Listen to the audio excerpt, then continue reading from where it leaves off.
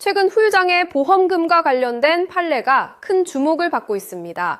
일부 피해자가 보험금 중복 지급을 요구할 때 보험사가 이를 거절하는 사례가 잇따르고 있는데요.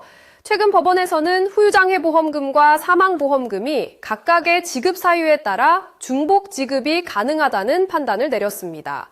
또한 각 지방자치단체에서 국민안전보험 등 다양한 보장 항목 안에 후유장애를 포함하고 있어 이와 관련된 실제 분쟁과 사례 분석이 필요해진 시점입니다. 실제로 갑작스러운 건강 악화나 사고로 일상생활이 크게 변화해 경제적, 정신적 손실을 겪는 분들이 늘어나고 있습니다. 오늘은 돌발성 난청, 시야결손, 합병증으로 인한 고도 후유장애 등 다양한 발생 원인에 따라 후유장애, 보상 여부가 쟁점이 된 주요 실무 사례를 바탕으로 심층적으로 살펴보겠습니다.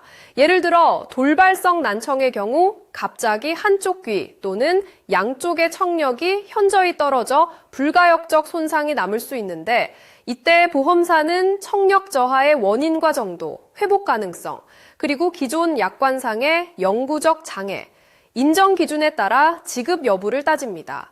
실제로 돌발성 난청 환자의 경우 수능 청력 검사 결과 평균 청력 손실이 80데시벨을 넘고 6개월 이상의 치료에도 호전이 없다면 영구적 후유장애로 인정될 가능성이 높습니다. 시야결손이나 시야협착은 뇌 손상이나 외상성 시신경 손상 등 복합적인 원인이 작용하며 보험금 청구, 시야검사, 골드만 험프리 등 결과를 근거로 검사 상결손 부분이 75% 이상인지가 중요한 쟁점이 됩니다. 이때 후유장애 평가 기준을 명확히 확인할 필요가 있고 보험사는 사고와 인과관계, 기존 질병 기여도, 객관적 검사 결과의 신뢰성을 면밀히 검토합니다. 또 고도 후유장애, 즉 신체 장애 지급률이 80% 이상일 때는 일상생활 자립이 어렵다는 점이 인정돼 고액 보상이 이루어지지만 각 장애별 합산 기준, 장애평가일자, 지속성 입증 등이 관건입니다. 실제 손해사정 절차에서는 의료기록 확보, 장애평가 시점과 방법, 후유장애와 기왕증 구분, 약관 해석 등 세밀한 법적, 의학적 판단이 필요합니다. 보험사는 장애의 불가역성, 사고와의 직접적 인과관계, 보험 가입 이전 질환 존재 여부를 구체적으로 따지므로 피해자는 충분한 진단서 및 검사 결과, 전문의 소견서, 치료경과 기록을 빠짐없이 준비해야 합니다.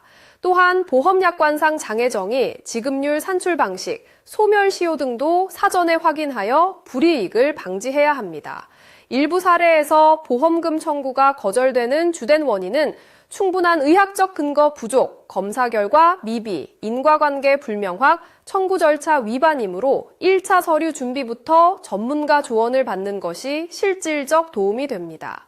이 밖에도 후유장애 분쟁에서는 약관 내 장애 등급 해석, 법원의 판례 변화, 질병의 기여도 가속화 문제 등 놓치기 쉬운 포인트가 있습니다.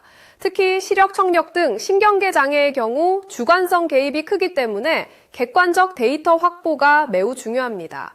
그리고 후유장애 보험금은 여러 보험 가입 시 중복 지급, 비례 지급 규정이 다를 수 있어 약관 구체 내용을 꼼꼼히 확인해야 합니다.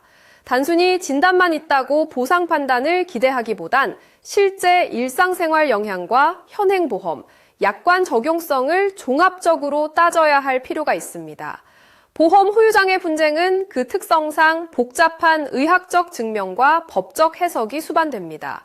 각 사례별로 전문적인 자문과 꼼꼼한 증거 수집이 반드시 필요하니 유사 상황에 처한 경우 관련 전문가 상담을 적극 검토하시는 것이 안전합니다.